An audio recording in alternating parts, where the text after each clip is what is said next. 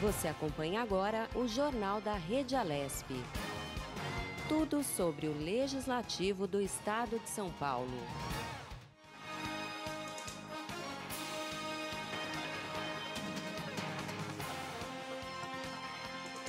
Olá, muito bom dia, telespectadores, ouvintes da nossa Rádio Alesp. Hoje, quinta-feira, 13 de dezembro de 2019. Eu sou Sérgio Everton e esse é o seu Jornal da Rede Alesp. Sexta-feira, 13, Sérgio. Eu sou Silvia Garcia, aqui você vai saber de tudo o que acontece no Parlamento Paulista. Jornal da Rede Alesp. E o indicador de qualidade de vida dos municípios paulistas já foi divulgado aqui na Assembleia Legislativa.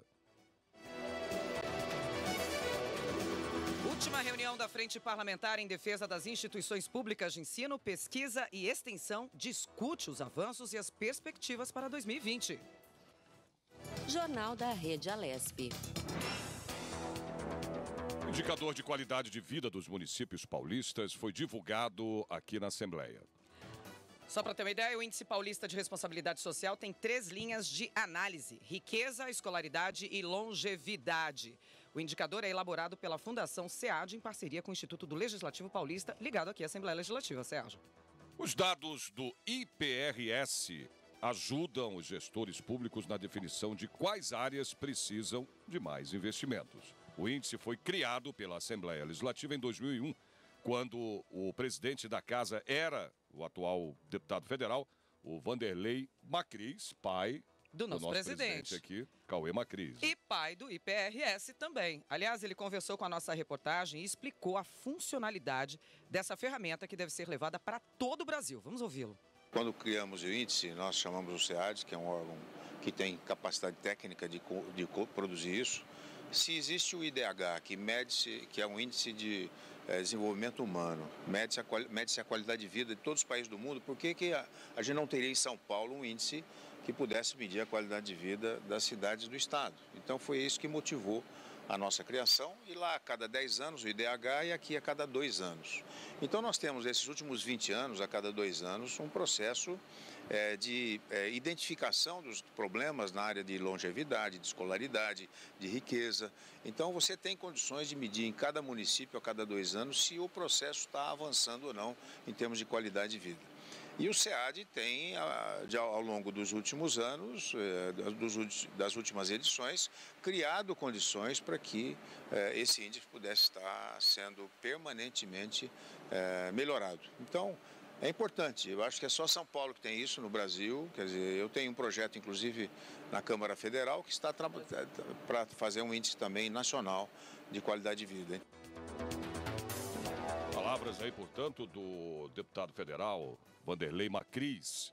O prefeito de Olambra, o Fernando Godoy, do PTB, ressaltou que o IPRS, né, que é o Índice de Responsabilidade Paulista, o Índice Paulista, né, de Responsabilidade Social, ajuda a promover melhorias nas cidades. Vamos ouvi-lo.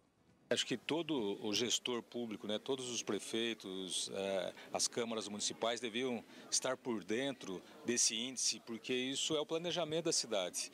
Isso reflete, né, o que o prefeito, a política executada pelo gestor, pelo prefeito, e a gente consegue acompanhar se nós estamos atingindo os resultados. Bom, e o presidente da Assembleia Legislativa de São Paulo, deputado Cauê Macris, do PSDB, reforçou a importância de planejamento para os municípios paulistas. Está na hora de ouvi-lo.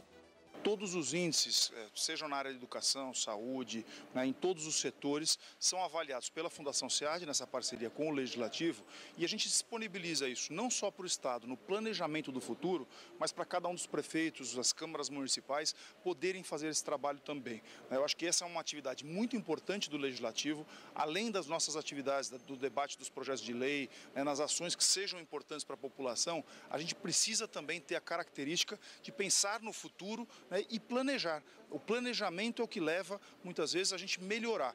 O próprio índice, na sua 10ª edição, mostra que a pior condição dos municípios, nós éramos em 71 municípios com vulnerabilidade social.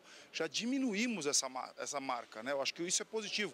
Mostra que os investimentos têm dado resultado, né, e as características apresentadas. O que nós precisamos é conscientizar os prefeitos e os governos municipais a utilizarem mais dessa ferramenta, né, uma ferramenta importante no trabalho nesse planejamento, né, e ao mesmo tempo que a gente possa orientar cada uma das pessoas, né, que são gestores municipais e estaduais, da importância de utilizar esses índices no planejamento do Estado e dos municípios.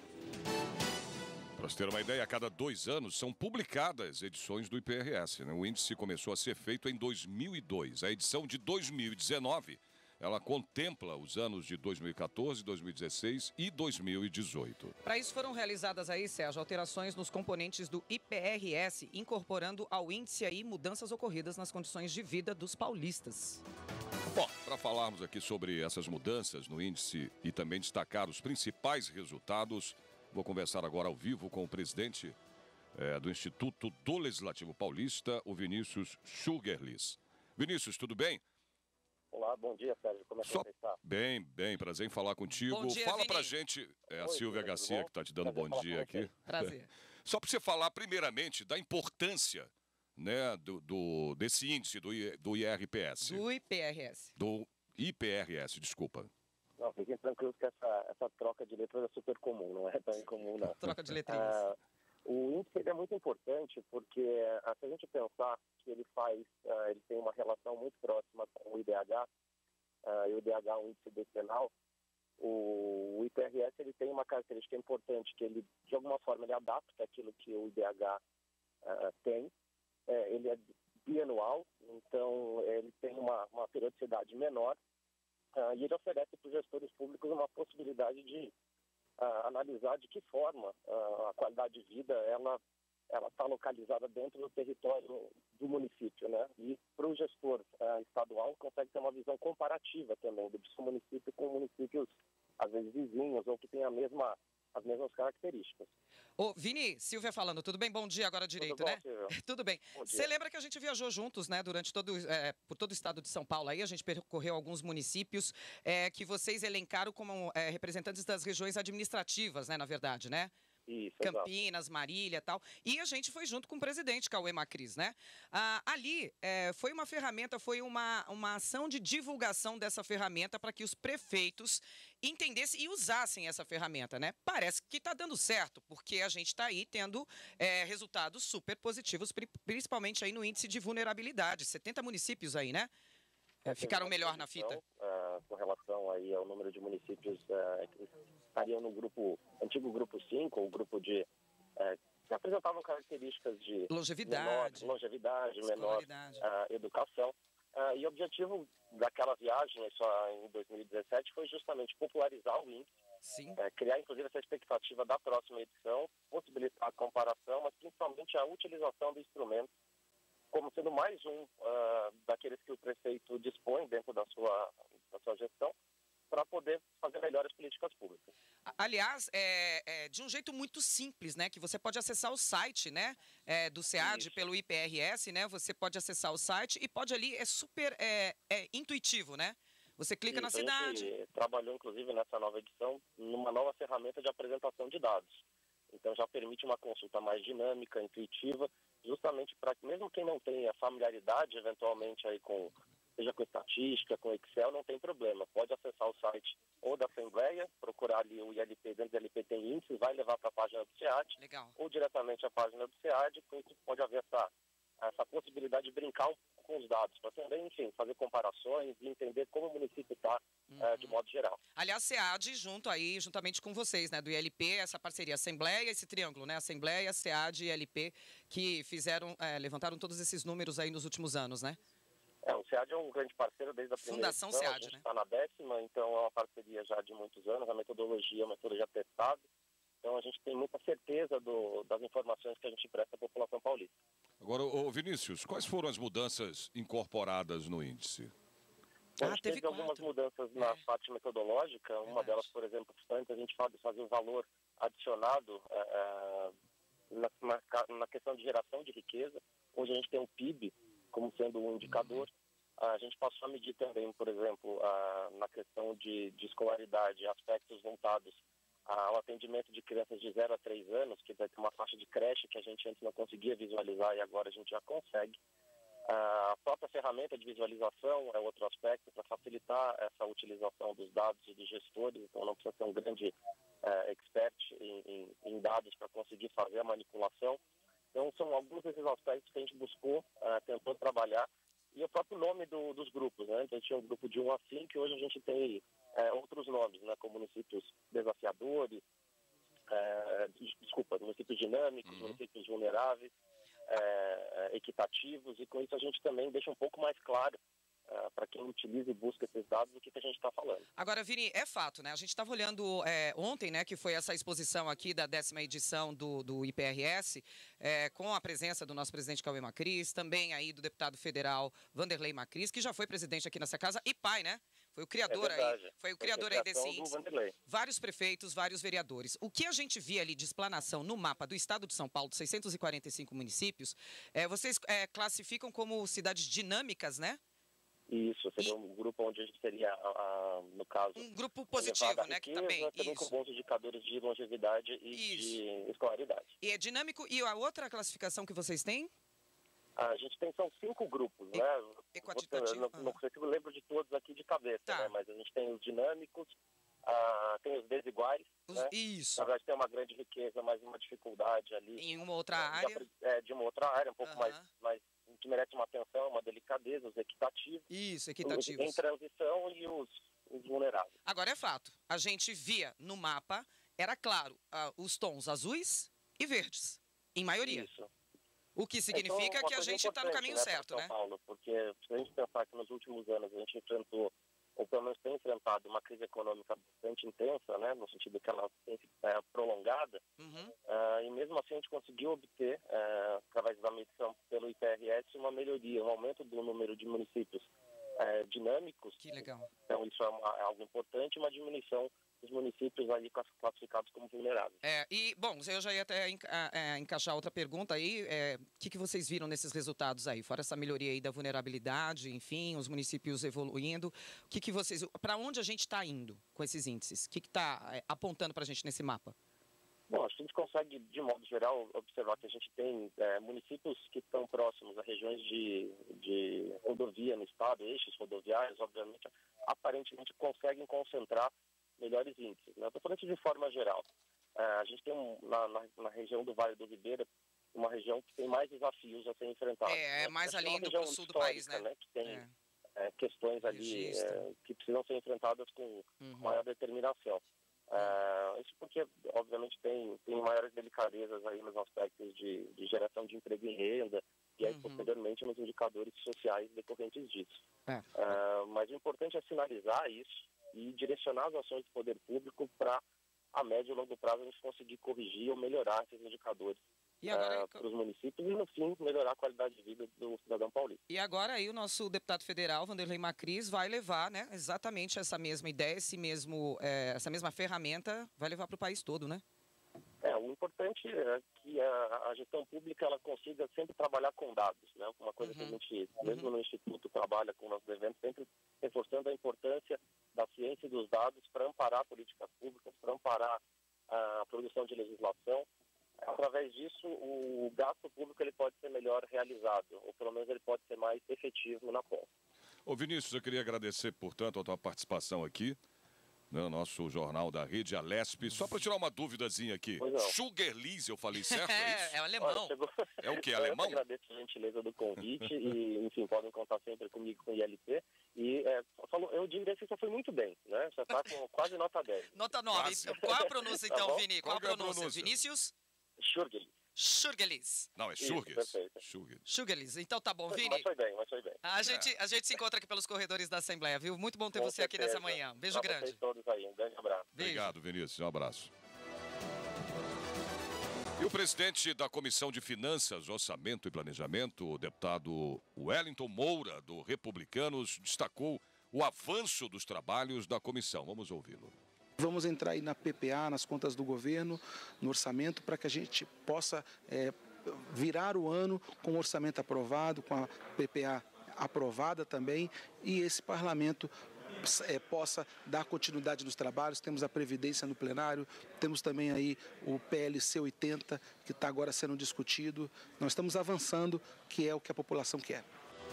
Aí palavras do presidente da Comissão de Finanças, Wellington Moura, que destacou aí, Sérgio, quando ele fala PPA, só para a gente traduzir um pouquinho para quem está acompanhando, Plano Plurianual. É difícil falar isso daqui, por isso que é mais fácil falar PPA, né? Que na verdade, assim, é um mapeamento de metas do que deve acontecer para o estado de São Paulo. Isso tem que ser votado ainda aí nos próximos dias também, então é corrida contra o tempo agora, né?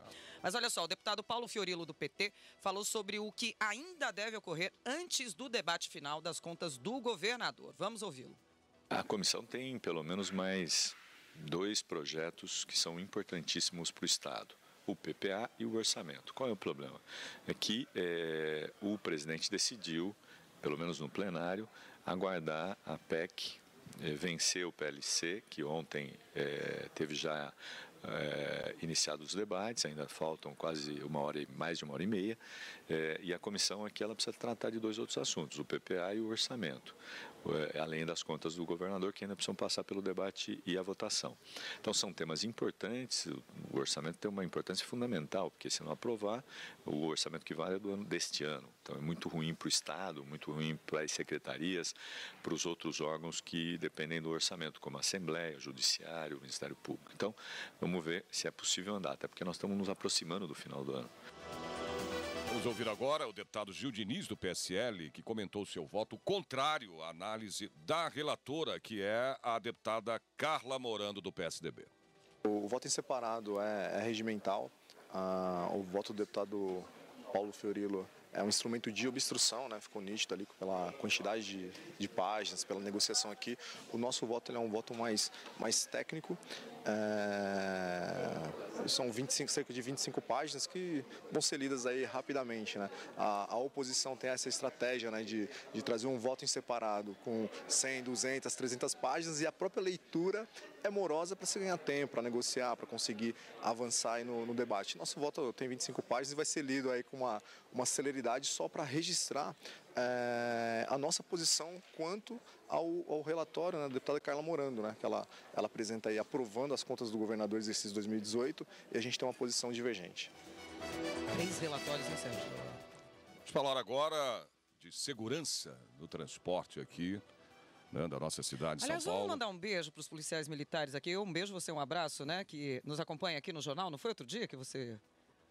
Pararam você no corredor para falar que assiste a gente? Ah, foi. O pessoal da polícia lá, Polícia Civil também, fala, pô, você está escutando. Beijo, galera. Dá um tchau aqui para vocês. O jornal parabenizou a gente, não só a mim, como a Silvia, toda a galera que faz o jornal da Rede Alesp, né? Falou, não, tá muito bom. Falei, bom saber. Obrigado, legal. Beijo, galera.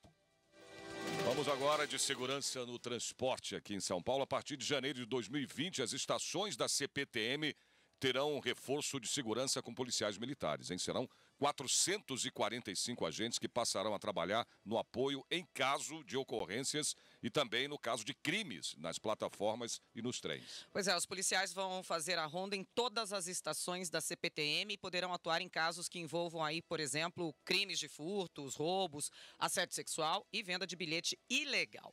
O convênio tem duração de 2 anos, podendo ser prorrogado por até 5 anos, e a remuneração aos policiais será arcada aí também pela CPTM. Vamos falar de frente parlamentar. Na última reunião em defesa das instituições públicas de ensino, pesquisa e extensão do Estado de São Paulo, os parlamentares e outras autoridades discutiram os avanços e as perspectivas para 2020. Os institutos vivem sob constante ameaça do governo do Estado, no sentido de fazer concessão, de privatizar, de extinguir. Então, a frente tem um papel nesse sentido fundamental, porque ela mantém essa tensão permanente e consegue dialogar com as diferentes forças, inclusive do Estado, para evitar que, às vezes, medidas muito duras que prejudiquem a pesquisa, que prejudiquem a inovação tecnológica, que prejudiquem a ciência, possam ser tomadas pelo governo. Bom, olha, Olha, Sérgio, antes eram duas frentes, tá? Uma do Instituto de Pesquisa e outra de universidades públicas. Mas aí a deputada Beth Saon, do PT, conseguiu unir as duas frentes numa só. Melhor coisa que fez. A deputada falou com a nossa reportagem sobre o saldo positivo da frente e os avanços que ainda se fazem necessários. Tem sido muito importante o trabalho da frente para manter a estrutura de funcionamento dos institutos de pesquisa do Estado de São Paulo, que é um número de 18 a 19 e que, junto com as universidades, faz parte daquilo que nós chamamos do grande sistema de ciência e tecnologia de São Paulo e que precisa ser muito apoiado, né? Esse sistema, ele não é custeio, ele não é prejuízo, ele é um sistema em que deve haver um grande investimento porque ele produz tudo aquilo que é importante para manter a qualidade de vida da população, para apoiar a competitividade do setor produtivo, privado e público no nosso estado. Olha, gente, para lembrar uma data muito importante, né? Hoje, 13 de dezembro, é o Dia Nacional do Deficiente Visual. Essa data foi estabelecida pelo Decreto-Lei número 51.405, de 26 de julho de 1961, assinado pelo presidente do Brasil, na época, Jânio Quadros. Bom, também chamado aí de Dia Nacional do Cego, a data tem o objetivo de conscientizar a população contra o preconceito e discriminação, incentivando o espírito de solidariedade humana. Bom, segundo o Conselho Brasileiro de Oftalmologia, o Brasil tem mais de 1.500.000 pessoas cegas. E entre as principais causas para o problema está a catarata, que aparece lá no topo da lista. Então, aí o Ministério da Saúde revela que 47,8% dos casos de perda de visão são provocados pela doença, que pode ser atenuada ou até evitada com métodos preventivos e tratamento adequado. Pois é, mas tudo, né, em termos de doença, é a prevenção em primeiro lugar. Bom, para falar sobre a prevenção que a gente está falando aqui e o tratamento de doenças nos olhos, eu vou começar agora ao vivo com a oftalmologista, a Renata Rabelo Ferretti. Renata, bom dia. Bom dia. Em primeiro lugar, já, de cara, o que é a catarata? Catarata é uma opacidade de uma lente que nós temos dentro do olho chamada de cristalino. Com o avançar da idade, essa lente vai ficando opaca com o tempo. E a pessoa começa a apresentar dificuldade de visão. Ela é progressiva. E o que causa a catarata, doutora? A principal causa é a idade. É a idade, né? Doutora Renata Silvia falando, eu só vou completar aqui a pergunta do Sérgio. Você falou que é a opacidade do cristalino, né? A catarata, né? É como se o para-brisa do carro fosse ficando sujo. Isso, é como se a pessoa que tem catarata, como se ela estivesse enxergando através de um vidro fosco. De um vidro fosco muito ruim. Uma perguntinha. Depois dos 40 anos, sabe como é que é, né? A gente começa a ficar com o braço curto. Né? Hoje eu estou aqui com 4 graus na vista esquerda, 3 na direita aqui. O Sérgio está de óculos agora aqui no ar, assim. E eu só estou enxergando a folha porque eu estou de lente de contato. Senão eu não estaria enxergando nada, está tudo embaçado. A gente conhece isso daí como vista cansada ou presbiopia, né? A presbiopia é o começo da catarata? Não. A presbiopia é uma vista cansada que a gente Mas fala, é pela né, idade. doutora? Não, mas o que acontece? A presbiopia é uma doença, na verdade não é uma doença, né? É uma alteração que acontece com o envelhecimento. Normalmente, quando nós somos crianças e jovens, nós temos a capacidade de focalizar rapidamente qualquer distância, longe, perto, mas a distância. Com o tempo, isso começa a acontecer por volta dos 40 anos. Pois é. Vai diminuindo. Então, essa capacidade que o olho tinha de focalizar rapidamente as imagens, né, tanto para longe quanto para perto, principalmente para perto, vai diminuindo. É a acomodação que a gente chama. A acomodação é a capacidade de focalizar para perto. É o músculo que vai ficando envelhecido. Com o tempo. É o músculo que vai ficando envelhecido. Tem que ir para academia, né, doutora? Exatamente. E a catarata não vai resolver. Não vai resolver, né? Não, antes de perguntar para ela, doutora Renata, eu só queria tirar uma dúvida que eu já ouvi. A gente está tirando dúvida nossa, né? Não, uma dúvida para mim, no caso, que eu não tô velho, né? Ainda tô... 60 anos, doutora. Eu brinco com um corpinho de 20 anos, viu, doutora? Não tem essa, não. Mas eu sempre ouvi esse negócio aqui de falar assim para mim. Ah, não, a pessoa na velhice né? Eu não sei se isso é verdade, me tira essa dúvida. Necessariamente tem que usar óculos, independentemente de ter ou não algum... Eu não sei se isso é verdade ou é lenda. Isso é verdade? Não, não é verdade. É que Mas conta nos dedos quem não usa, o né? que acontece, a maioria vai usar, exatamente. Porque ou se você não usou a vida inteira, vamos supor, uma pessoa que não tem miopia, não tem uma hipermetropia, a partir dos 40 anos não tem jeito, não tem como fugir. Ela vai ter a presbiopia, ela vai precisar de uma lente corretiva, ou lente de óculos, ou lente de contato, para poder enxergar de perto, senão ela não vai conseguir enxergar. Isso é fato. Agora, uma pessoa que por muitos anos usa óculos, tem miopia, que é a dificuldade para longe, o que acontece a partir dos 40 anos? Ela pode enxergar sem o óculos, porque ela vai retirar o óculos para poder enxergar de perto, porque o grau é o contrário, entendeu? Então, a miopia que a pessoa tem vai ser neutralizada com a presbiopia. Bom, hoje, dia 13 de dezembro, doutora, é dia aí nacional que a gente anunciou, né, do deficiente visual, e a gente está tratando especificamente aí, abrimos uma janelinha aí para falar de presbiopia, mas o assunto aqui é catarata. E quais são os sintomas da catarata, fora o que a senhora falou aí, de ter a visão vai ficando, né, sem definição, enfim, vai deixando de enxergar? Quais são os sintomas da catarata? E a segunda pergunta, só se resolve com cirurgia? Então, o sintoma é isso mesmo, é a baixa de visão. Então, o que acontece? Como a catarata ela é uma doença que avança geralmente lentamente, às vezes a pessoa não percebe determinado grau da catarata. Mas como que ela vai perceber? Ela vai perceber que normalmente nas suas atividades habituais do dia a dia, ela vai ter dificuldade. Então, por exemplo, ela vai ter mais dificuldade para enxergar de longe, para dirigir, enxergar algumas placas, está um pouco mais difícil, mesmo com óculos. Eu fui recentemente no oftalmologista, ele me trocou o óculos, mas eu estou enxergando ainda embaçado. Mesmo com óculos, então? Olha só. Mesmo assim. Então, ela vai percebendo dessa forma, não tem dor, a pessoa não sente dor, não tem nenhum outro sintoma, a não ser da baixa de visão mesmo. E, doutora, quais as principais doenças que causam a cegueira, no caso? As principais doenças são catarata, glaucoma, retinopatia diabética, retinose pigmentar e uma doença chamada degeneração macular relacionada à idade. O problema está sempre na retina, né, doutora?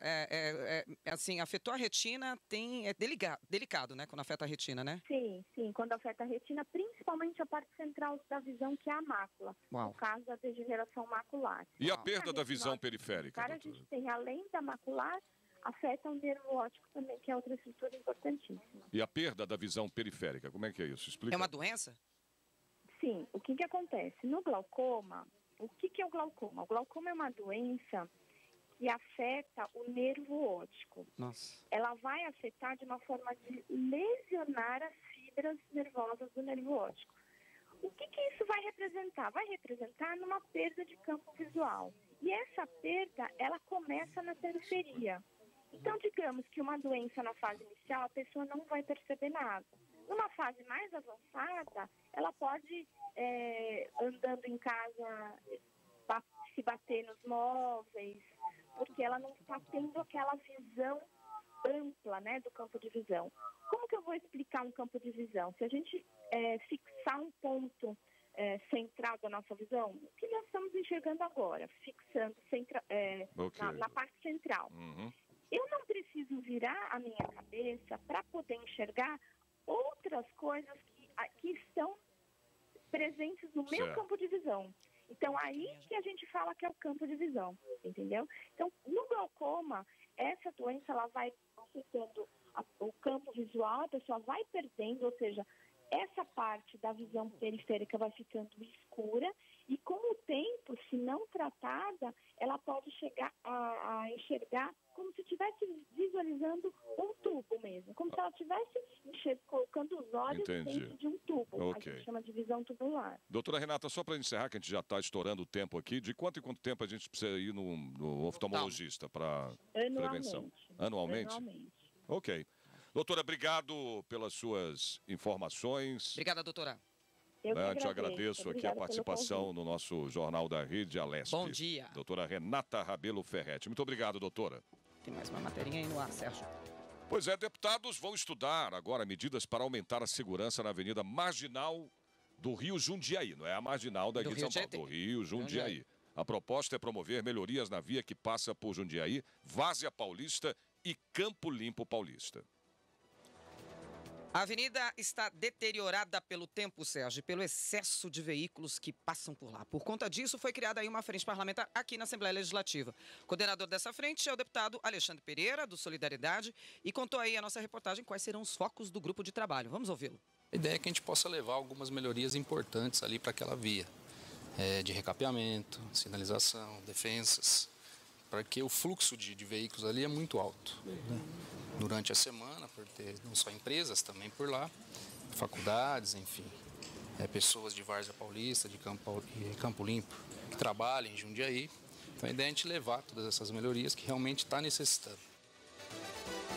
Com essa frente parlamentar, ela tem o apoio de outros 28 deputados da Assembleia Legislativa aqui de São Paulo. Sérgio, tem uma última notícia, posso dar? Claro. O presidente da Caixa Econômica Federal, Pedro Guimarães, informou que os saques até R$ 998 lá do Fundo de Garantia do Tempo de Serviço poderão ser feitos na próxima sexta-feira, dia 20. Tem dinheiro chegando em caixa, Sérgio. Vou continuar aqui. Inicialmente, o governo havia editado uma medida provisória permitindo saques de até R$ 500, né? Ao analisar a medida provisória, o Congresso Nacional alterou o valor para até R$ 998. Por que não R$1.000? Quase salário mínimo. A lei foi sancionada ontem pelo presidente Jair Bolsonaro. Todo trabalhador que tiver saldo de até esse valor aí na conta, obviamente vinculado ao Fundo de Garantia, tem direito a sacar o dinheiro, os R$ 998. Essa quantia pode ser retirada da conta ativa ou inativa, tá? Bom, os clientes que já sacaram, né, os R$ 500 só poderão sacar o restante, que seriam os R$ 498. Não sei porque claro, não coerente. Restantes a partir da próxima sexta-feira. Boa notícia, hein, gente? Acabou. Chegamos ao final do nosso jornal aqui, da nossa Rádio Alesp. Vamos agradecer a rede e Rede Alesp. Tudo junto, é rádio e rede. Vamos agradecer a participação de todos aqui, né, que colocam no ar. Galera que põe no ar esse jornal. Parabéns a todos aqui de antemão. Vamos falar aqui do nosso Josiel, que é o nosso sonoplasta. Josiel Cândido e Roberto Dias, os dois. Na coordenação da Rádio Alesp, Fabiola Altran. Diretora executiva da TV, Lilian Busato. Tem diretor de comunicação chegando na área, Matheus Granato. Coordenação do jornal da Rede Alesp, ela, a Moniquita, Mônica José. Webimagem, Giba, levanta a mão aí. Ninguém vai ver, mas eu tô imaginando a cena. É o Giba. Produção da italiana Andrea Riccio. Apresentação eu, Silvia Garcia. E Sérgio Everton. Gente, bom dia, bom final de semana e até nosso próximo encontro. Tchau. Que vai ser com certeza na segunda-feira, a partir das 9h30 da manhã. E a gente espera vocês. Abraço.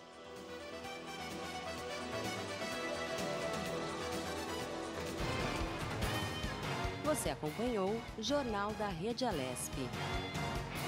Tudo sobre o Legislativo do Estado de São Paulo.